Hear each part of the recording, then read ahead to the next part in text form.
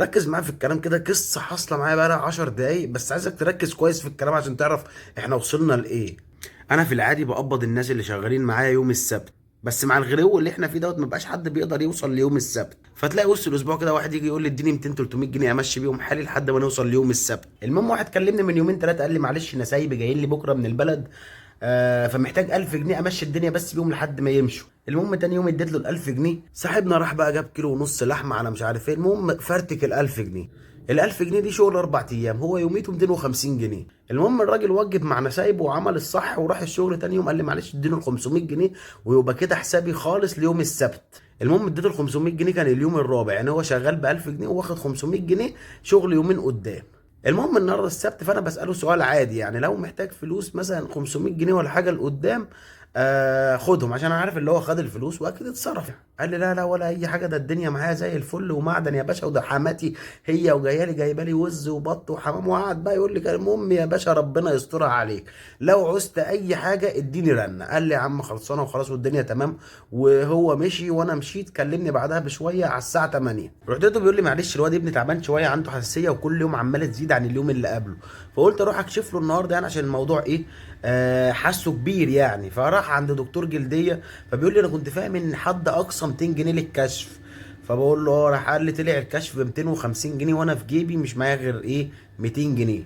رحت قلت له تمام. راح قال لي فمعلش لو كده، عشان صدقني مش معايا فلوس تاني، بيقول لي كنت عامل حسابي ان ال 200 جنيه دول هيوصلوني لحد يوم الاثنين، فاللي حصل بقى فلو كده معلش ابعت لي يوميه يوم الاثنين والتلات، يعني ابعت لي 500 جنيه امشي بيهم حالي وربنا يدبرها، وكده كده ايه ادينا شغالين وهردهم لك. سيبك بقى من كل الهري اللي فات، خليك ان ده راجل شغال كل يوم ب 250 جنيه، يعني 6000 جنيه في الشهر واربع ايام اجازه، مش معاه 50 جنيه محوشها على جنب اليوم بيومه بالظبط. ده بياخد ال 250 جنيه بيعزل منهم 50 جنيه عشان عامل جمعيه ب 1000 جنيه في الشهر بيقبضها 12000 جنيه في السنه، دول بتوع عياله للمدارس، موديهم مودي العيال مدارس في مدرسه حكومه، ودول بقى بتوع المدرسه بقى والله عايزين مصاريف للمدرسه بتاخد منهم، عايزين مصاريف للكتب للمدرسه من ال 12000، عايزين مصاريف كل يوم انتوا رايحين المدرسه من ال 12000، اي حاجه تخص المدرسه من 12000 اللي بياخدهم في الجمعيه اللي عاملها ب 50 جنيه في اليوم.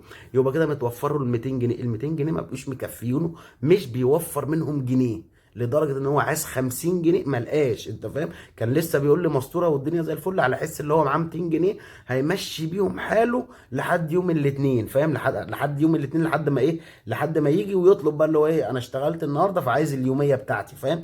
فما قدرش بقى خلاص، راح حصل معاه ظرف بسيط، تعثر على طول. فالحل فين بقى للكلام اللي بيحصل ده؟ انا مش عارف، يعني عايز علامه استفهام كبيره ورد عليها، مش لاقي اي اجابات. المشكله ان الدنيا لسه بتغلى، يعني البنزين تقريبا لسه غالي، النهارده غلي تاني جنيه، فمش عارف ممكن نيجي بكره برضو نلاقيه غلي جنيه تاني. فما فيش مثلا ايه حاجه مثلا بتحصل في البلد اللي هو نفضل مراقبينها كده وعمالين نبص عليها ونقول ان شاء الله الحاجه دي لما تحصل الدنيا هترجع بخير والشباب هتتنزه والدنيا يعني الخير هيعم بقى على الشباب وعلى البلد؟ لا مفيش اي حاجه، احنا قاعدين كده. يعني مثلا انت عارف ممكن تبقى مزنوق قوي، بس ربنا كرمك مثلا بجمعيه ب 50000 وعمال تصبر عيالك وتقول لهم بكره ولا بعده ربنا يدبرها، بس اديني عمال اعمل في الكشك بتاعي وهجيب شويه شيبسي وكاراتيهات وهبيع وهعمل ومش عارف ايه، والخير هيعم معانا. فالعيال تبقى قاعده عارفه اللي هي مش لاقيه تاكل، بس عماله تبص على ابوهم تحت عمالين يقولوا ايه خلاص قدامه 10 ايام ويخلص الكشك ويفتحه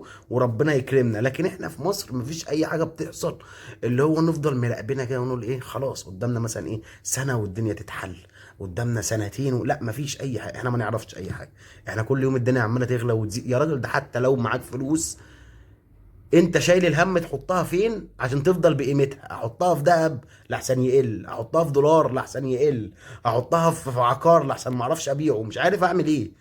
يعني حتى لو معاك فلوس انت شايل الهم محتار.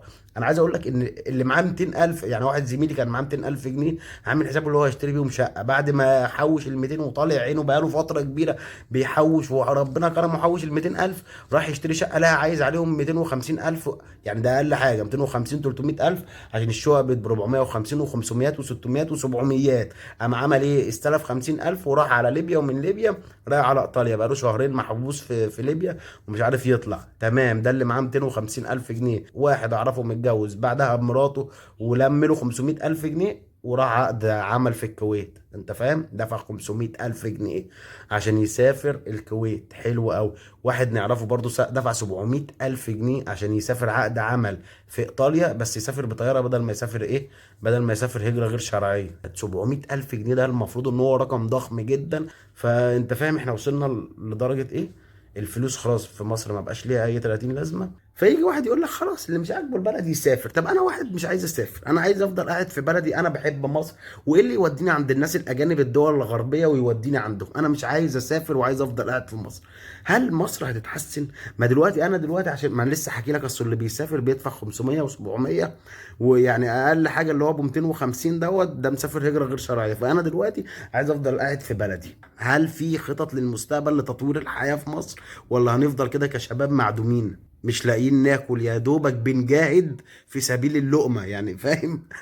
حلوة حلوة، بنجاهد في سبيل اللقمة دي. المشكلة ان فترة حياتنا كشباب عمالة تخلص، فهل في اي بصيص من الامل؟ فلازم أن يبقى في حل. عشان كده الموضوع تخطى كل الحدود، يعني الموضوع بقى جايب اخره من كل حاجة.